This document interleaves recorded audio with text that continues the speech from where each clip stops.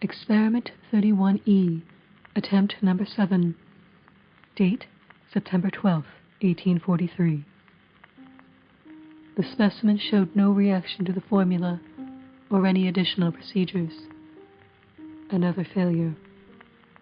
The specimen, as per usual, will be of no use for a second attempt. The boy is disposing of the specimen now, but before he carted it off to the boiler, I heard him grumble something.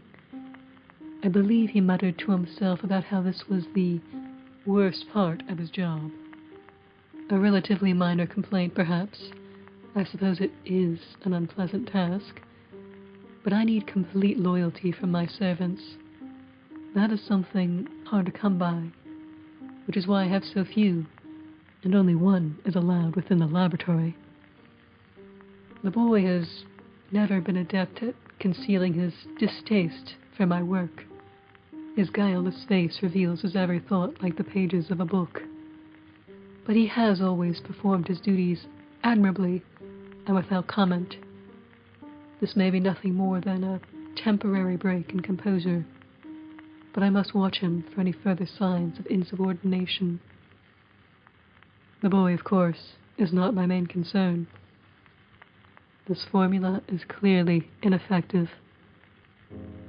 I have tried many variations of it over these past 7 attempts, and not once has it come close to producing satisfactory results. Attempt 6, nothing. Attempt 5, I thought I saw a twitch, but I discovered later it was merely a natural reaction, not influenced by my own ministrations. Of course, attempt 4 was a disaster, but not because of the formula. That specimen was thoroughly inadequate for my needs, but I believe that after our conversation, my supplier understands now I need a specimen that is fresh and untampered with. I can't fault today's specimen, however. It was fresh and whole, hale and hearty, all things considered. No, I'm afraid it's the formula. I thought I had perfected it during experiment 31D. It had shown promise among the single-celled organisms I tried it on, but unfortunately, its effects do not seem to transfer to more complex beings. I have been working on this theory for decades now, ever since I was a child of 8, and my mother's stories inspired the idea that it could be possible. Of course, I didn't start actual experimentation as a child. No, it wasn't until several years later, after my first score and 10 attempts at other theories. But with such successes behind me, I thought I could solve it easily. I'd already done so much. Why, I'm using one of the fruits of my labor as I speak. The first, and as far as I am aware, only device capable of recording sound. I remember, after first inventing the box, I showed my mother what this device could do, and she was so proud, but also wary. She did not want some uncouth swindler to exploit my talents, so she told me to keep the box hidden. She warned me that many men will take the hard-earned success of a woman and try to pass it off as his own. I have seen it happen. My father would tell our neighbors that the bounty of our garden was due to his own diligence, when in fact it was due to my mother's innovations in irrigation and pest control. So keeping my innovations secret until I have the power to claim them as my own, and to be believed when I make that claim, is a must.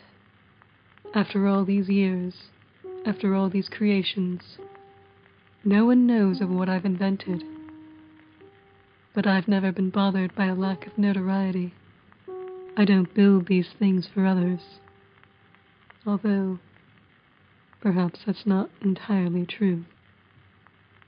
However, This experiment has proven far more difficult than the Vox or even the steam velocipede. It has gone through far more iterations, A, B, and so on. I've completed additional experiments since my first attempts. I believe I'm up to experiment 162, yet this one, experiment 31, has been my obsession, my bane, my joy, for all too many years. I've never had another experiment reach E level before. 94 reached C, as I recall, and 66 very nearly achieved D, but never E. This formula, I thought I had it. I thought I had it.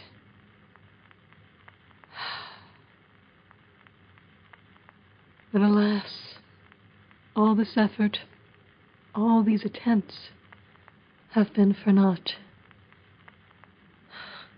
7 attempts, all failures.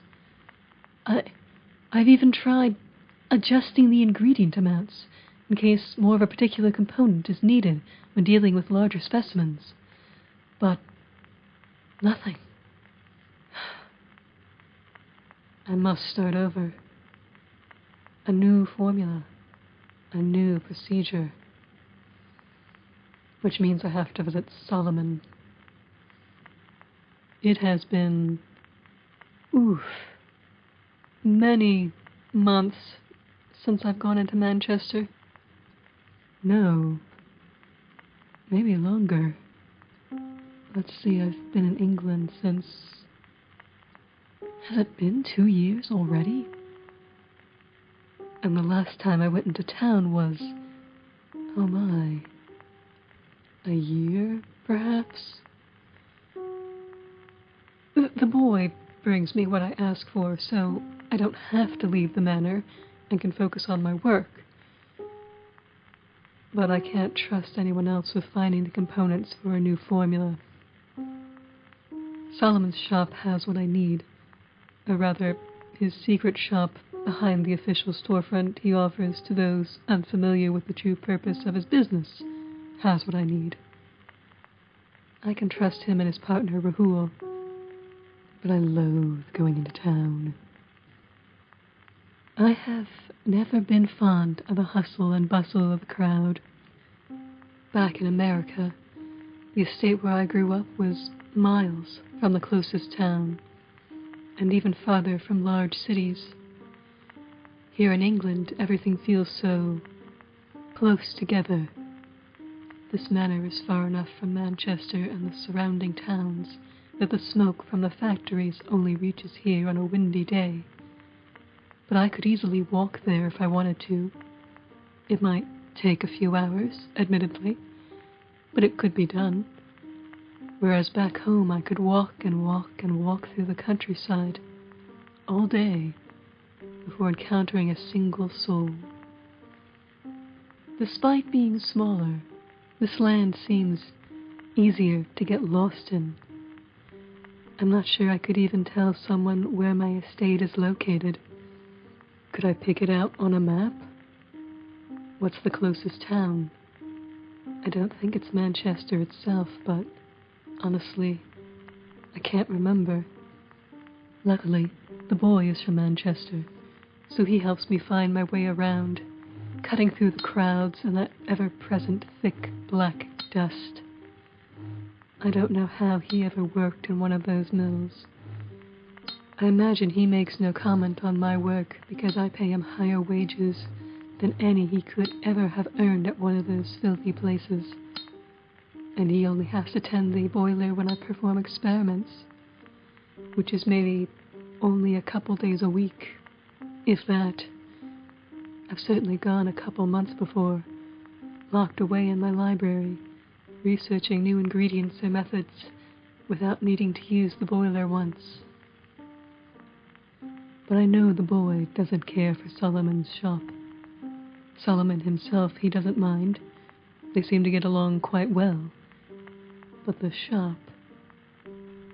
The boy has never struck me as particularly devout, and yet the first time I brought him there, I saw him cross himself at the threshold to the inner store. Solomon barely hid the roll of his eyes at that, but he smiled indulgently at the boy nonetheless. I understand his hesitance. Solomon and Rahul deal in things most good Christians would never let taint themselves. Of course, neither one of them is Christian. Rahul thinks it's funny that I use a magic shop to supply my scientific endeavors, but I find there are many things people attribute to magic or miracles that are actually misunderstood science. Before Copernicus, we thought the sun revolved around the earth. Before Hooke, we didn't realize plants were made up of tiny cells. Before Galvani, we had no idea there was electricity running within our veins, or that we could activate it with a spark. Think of all the other things we have yet to discover. In fact, I read the other day that James Clark Ross recently returned from his 4-year expedition to the southern continent. Unfortunately, he failed to reach the South Magnetic Pole, which was his original mission. He was the first to find the Northern Magnetic Pole during another expedition, so I imagine he had hoped to be the first to reach both. But alas, he was thwarted by something he had never seen in all his years of polar exploration: a massive shelf of ice.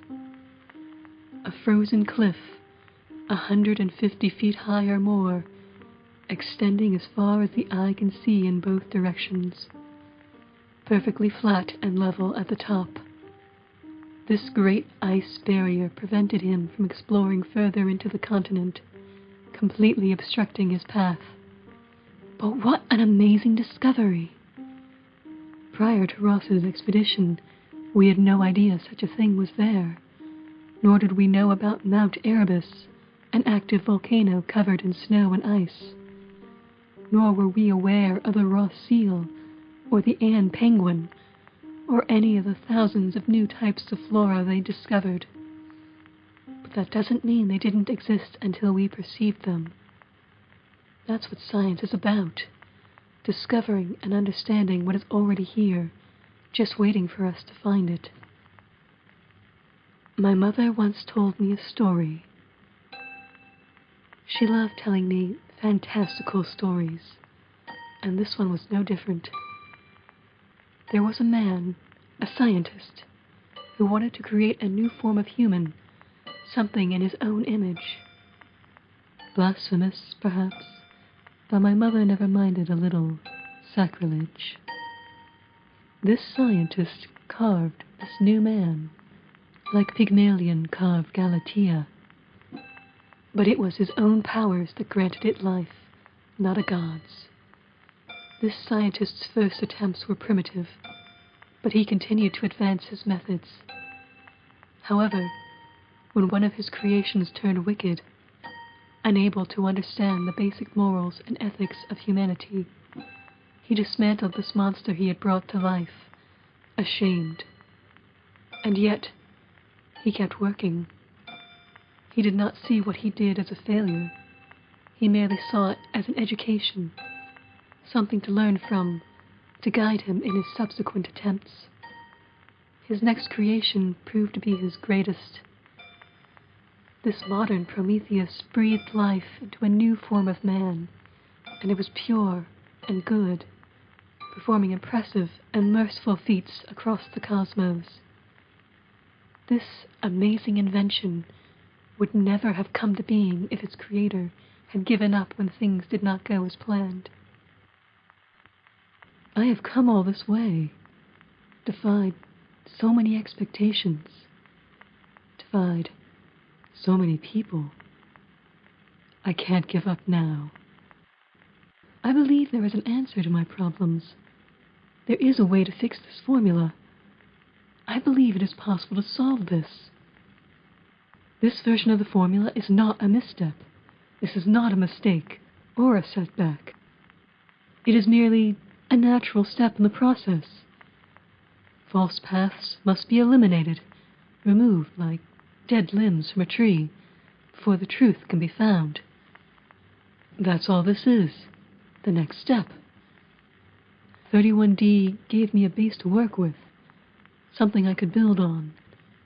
There must be something more that is needed to work with complex specimens. A special ingredient, like the spices Lydia always added to soup, to elevate the taste to more than just broth, meat, and vegetables.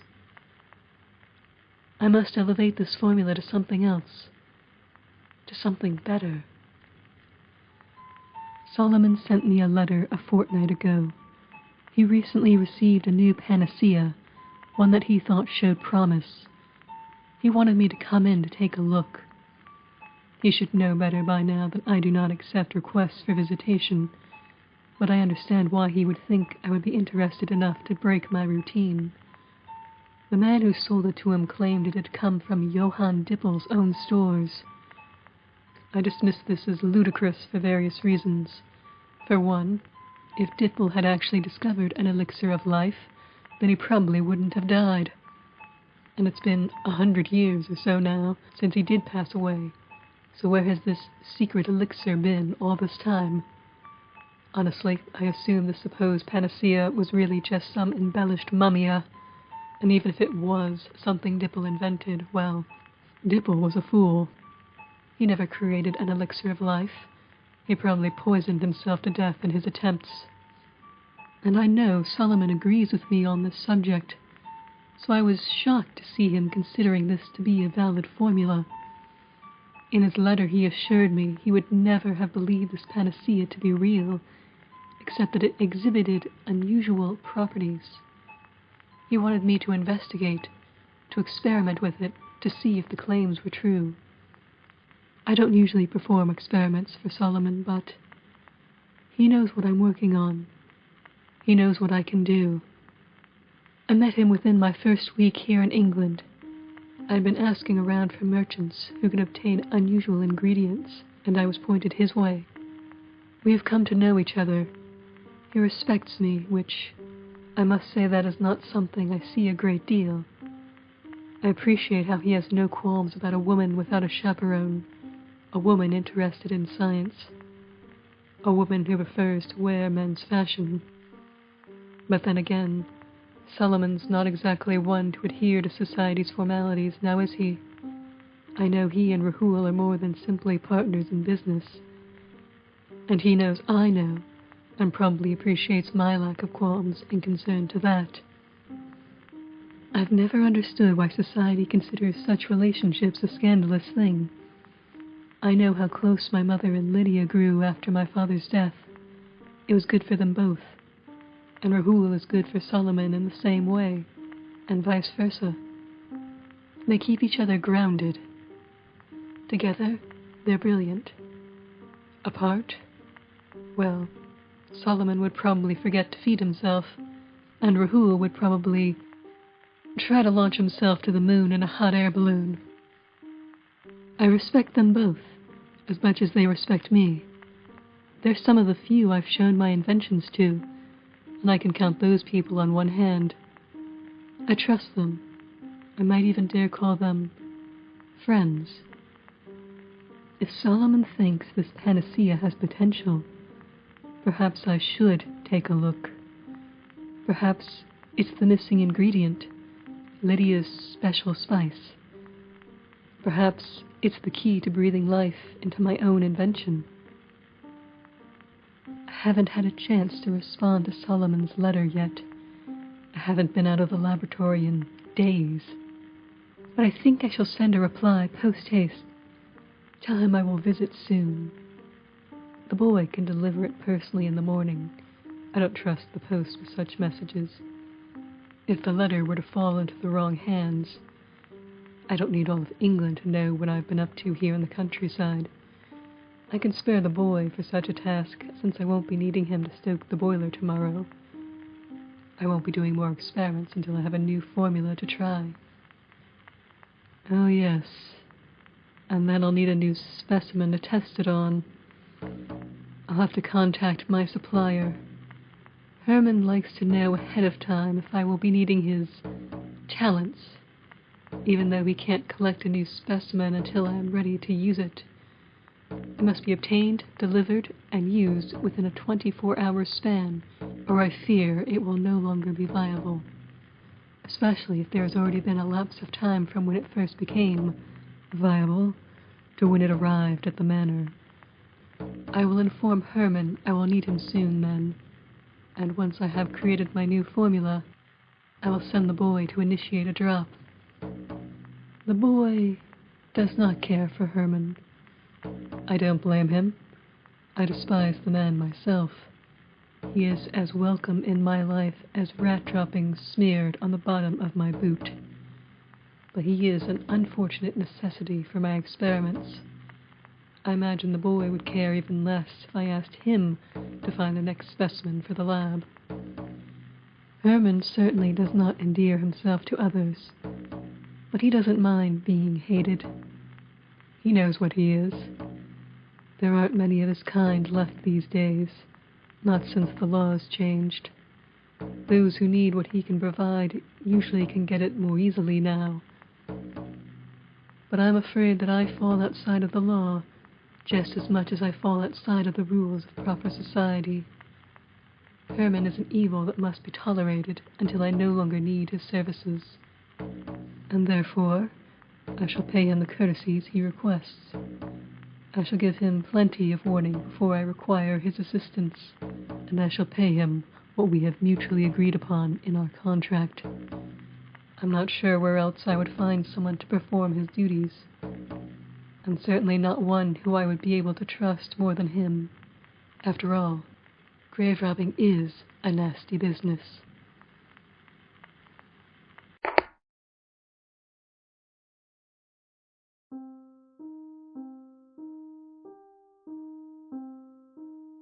Experiment 31E is written and performed by Lauren Triola, with music by Shannon Triola.